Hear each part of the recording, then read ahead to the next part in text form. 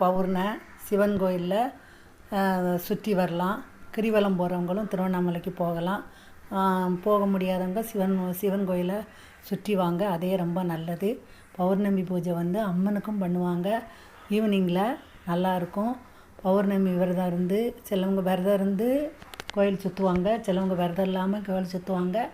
நல்ல மனசோட நல்ல எண்ணத்தோட சிவனை மனம் உருகி வேண்டுங்க, நினைத்தது நடக்கும். நம்ம அந்த கெட்ட எண்ணம் இல்லாமல் இருந்தாலே எல்லாமே நல்லபடியாக நடக்கும். எல்லா கோயில்லையும் சில கோயிலில் பௌர்ணமி பூஜை நிறைய சாமிக்கு கொண்டாடுவாங்க.